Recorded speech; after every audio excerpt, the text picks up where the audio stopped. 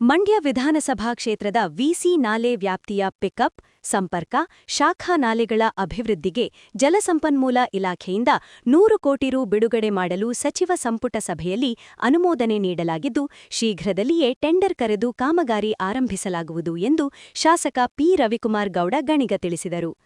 ಮಂಡ್ಯ ನಗರದಲ್ಲಿ ಸುದ್ದಿಗೋಷ್ಠಿಯಲ್ಲಿ ಮಾತನಾಡಿದ ಅವರು, ರೈತರ ಬೆಳೆಗಳಿಗೆ ಅನುಕೂಲವಾಗಲೆಂದು ಹಣ ಬಿಡುಗಡೆ ಮಾಡಿದ ಮುಖ್ಯಮಂತ್ರಿ ಸಿದ್ದರಾಮಯ್ಯ ಹಾಗೂ ಇದಕ್ಕೆ ಸಹಕಾರ ನೀಡಿದ ಉಪಮುಖ್ಯಮಂತ್ರಿ ಡಿಕೆ ಶಿವಕುಮಾರ್, ಜಿಲ್ಲಾ ಉಸ್ತುವಾರಿ ಸಚಿವ ಎನ್. ಚಲುವರಾಯಸ್ವಾಮಿ ಅವರಿಗೆ ಧನ್ಯವಾದ ಅರ್ಪಿಸಲಾಗುವುದು ಎಂದು ಹೇಳಿದರು. ಕಳೆದ 2.5 ವರ್ಷದಲ್ಲಿ 200 ಕೋಟಿ ರು ವೆಚ್ಚದ ಅಭಿವೃದ್ಧಿ ಕಾಮಗಾರಿಗಳ ಕೈಗೊಳ್ಳಲಾಗಿದ್ದು, ಈಗಾಗಲೇ 80% ಕಾಮಗಾರಿ ಪೂರ್ಣಗೊಂಡಿದೆ.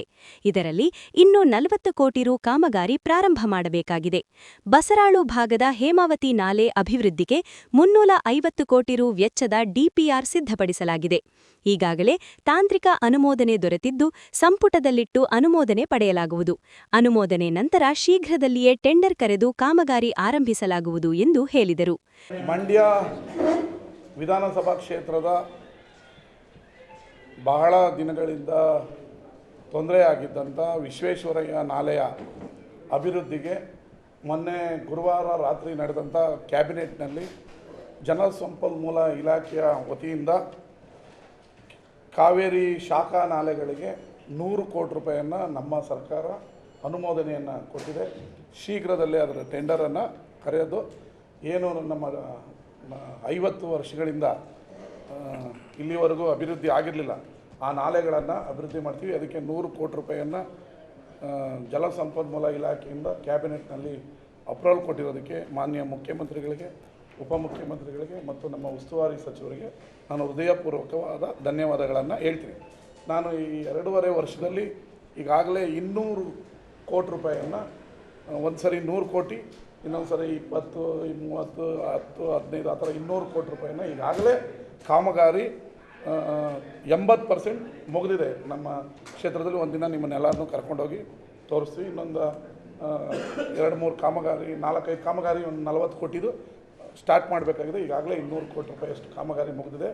ಈಗ 100 ಕೋಟಿ ರೂಪಾಯಿಯನ್ನು ಕೊಟ್ಟಿದ್ದಾರೆ. ಅದಕ್ಕೆ ನಾನು ಅವರಿಗೆ ಹೃದಯಪೂರ್ವಕವಾದ ಅಭಿನಂದನೆಗಳ ಸಲ್ಲಿಸ್ತೀನಿ. ಇದರ ಜೊತೆಗೆ ಬಸರಾಳಿನ ಹೇಮಾವತಿ ನಾಲೆಯ ಅಭಿವೃದ್ಧಿಗೆ 350 ಕೋಟಿ ರೂಪಾಯಿದು DPR ಮಾಡಿದ್ವಿ.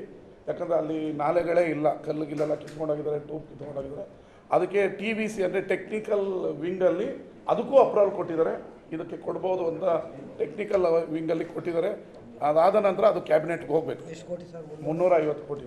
ಈಗ ಮೊದಲ ಹಂತವಾಗಿ ಟೆಕ್ನಿಕಲಿ ಅಪ್ರೂವಲ್ ಕೊಟ್ಟಿದ್ದಾರೆ TVC ಇದರಲ್ಲಿ. ಅದು ತಜ್ಞರೆಲ್ಲ ಇರ್ತಾರೆ, ಈ ಕಾಮಗಾರಿ ಕೈಗೊಳ್ಳಬೇಕಾ ಬೇಡವಾ ಅನ್ನೋ ರೀತಿ ಅದು ಇರ್ತಾರೆ. ಅದು ಆ ಟೆಕ್ನಿಕಲಿ ವಿಂಗಲ್ಲಿ ಆ 350 ಕೋಟಿ ಕಾಮಗಾರಿ ಕೂಡ ಅಪ್ರೂವಲ್ ಆಗಿದೆ. ಮುಂದಿನ ದಿನಗಳಲ್ಲಿ ಅತಿ ಶೀಘ್ರದಲ್ಲಿ ಅದನ್ನು ಕ್ಯಾಬಿನೆಟ್ಗೆ ತಂದು ಅಪ್ರೂವಲ್ ಮಾಡಿಕೊಂಡು ನಮ್ಮ ಬಸರಾಳು ಭಾಗದ ಎಲ್ಲ ನಾಲೆಗಳನ್ನು ಅಭಿವೃದ್ಧಿ ಮಾಡಿದೆ. ಸುದ್ದಿಗೋಷ್ಠಿಯಲ್ಲಿ ಮುಡಾ ಅಧ್ಯಕ್ಷ ಬಿಪಿ ಪ್ರಕಾಶ್, ಕಾಂಗ್ರೆಸ್ ಮುಖಂಡ ತ್ಯಾಗರಾಜು ಉಪಸ್ಥಿತರಿದ್ದರು.